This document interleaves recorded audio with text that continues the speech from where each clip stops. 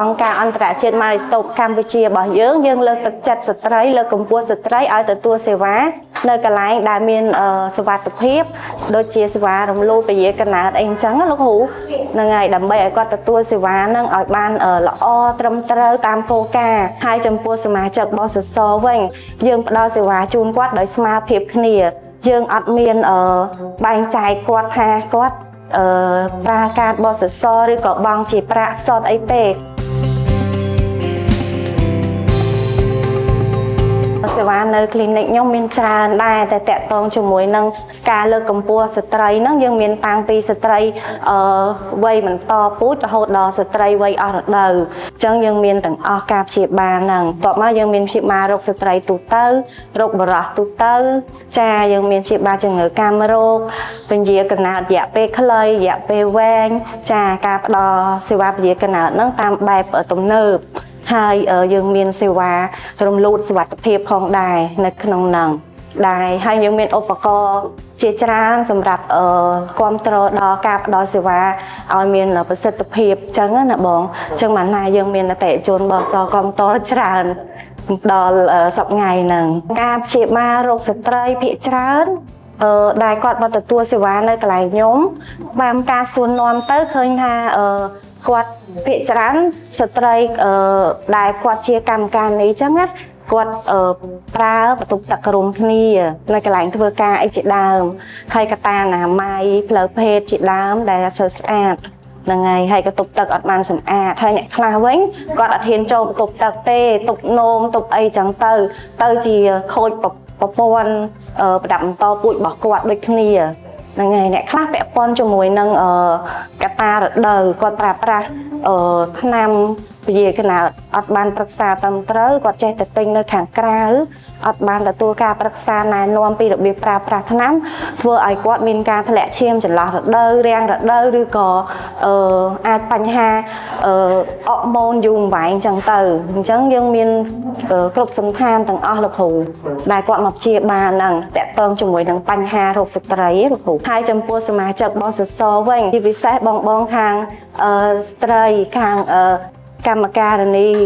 ហ្នឹងហើយគាត់មកទទួលសេវានៅនឹងច្រើនដោយសារតែគាត់មានប្រើប្រាស់កាតបសសអញ្ចឹងណាអញ្ចឹងវាផ្ដល់ភាពងាយស្រួលដល់គាត់មិនបាច់ទៅកន្លែងឆ្ងាយទីពេទ្យដែលឆ្ងាយពីផ្ទះគាត់អាចមកទទួលសេវាកន្លែងដែលចិត្តហើយយើងផ្ដល់សេវាជូនគាត់ដោយស្មារតីគ្នាយើងអត់មានបែងចែកគាត់ថាគាត់ប្រើកាតបសសឬក៏បង់ជាប្រាក់សុទ្ធអីទេអញ្ចឹងគាត់ចូលមកគឺគាត់ទទួលបានលេខរៀងគាត់ទទួលបានការចុះឈ្មោះតាមលេខរៀងគាត់ទទួលបានការរងចាំចូលតាមលេខរៀងដូចគ្នាអត់មានបែងចែកថាខាងនេះបសសខាងនេះបង់ប្រាក់ទេគឺចូលបន្ទប់តែមួយទេចាលោកគ្រូហើយមួយទៀតគាត់សមាជិកបសសដែលមានកាតបសសហ្នឹងបើសិនជាគាត់ចង់រងចាំយូរគាត់អាចខលកក់សេវាតាម contact center យើងមានការ hotlineដើម្បីឲ្យគាត់ខលកក់សេវាមុនហើយអាចមកចុះឈ្មោះមុនជួបអ្នកគ្រូបានអញ្ចឹងទៀតហ្នឹងហើយអញ្ចឹងយើងអត់មានការរើសអើងអត់មានការវិនិច្ឆ័យទេហើយយើងរក្សាការសម្ងាត់ជូនគាត់ទៀតព័ត៌មានរបស់គាត់ដែលអញ្ជើញមក clinic អញ្ចឹងគឺអត់មានបែកធ្លាយទៅណាទាំងអស់សូមសំណូមពរដល់បងនារីឬក៏បងបរោះដែលគាត់បានឆ្លងជំងឺកាមរោគចាដែលគាត់កំពុងតែស្វែងរកសេវាព្យាបាលជំងឺកាមរោគហ្នឹងគាត់អាចអញ្ជើញមក clinic Maristop បានព្រោះ clinic Maristop មានអ្នកជំនាញហ្នឹងហើយយើងមានគោលការណ៍ពីចក្រភពអង់គ្លេសក៏ដូចជា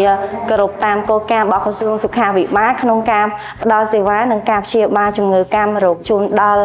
គ្រប់វ័យទាំងអស់ក្នុងនាមខ្ញុំជាប្រជាពលរដ្ឋដូចគ្នាហើយខ្ញុំក៏មានប្រើកាតបសសដូចគ្នាខ្ញុំអរគុណដល់ខាងក្រសួងសុខាភិបាលរាជរដ្ឋាភិបាលហើយនឹងដល់ខាងបសសដូចគ្នាក្រសួងការងារពាក់ព័ន្ធទាំងអស់ដែលបានបង្កើតជាបសសនឹងឡើងដើម្បីឲ្យប្រជាជនរបស់យើងដែលគាត់មានការនឹងងាយស្រួលក្នុងការប្រើប្រាស់ហើយពង្រីកសេវាដៃគូកាន់តែច្រើនងាយស្រួលក្នុងការស្វែងរកការទទួលសេវាដូចគ្នា ចាហើយធ្វើឲ្យពួកយើងនឹងកាត់បន្ថយចំណាយច្រើនកេងហ្វេតអត់លុយអីជាដើមអញ្ចឹងតែជួយបានច្រើនមែនតើឲ្យយើងនិយាយថាសេវាណាដែលគិតថាអស់លុយទៅជាមិនអស់លុយវិញអញ្ចឹងណាលោកគ្រូចាជួយច្រើនមែនតើ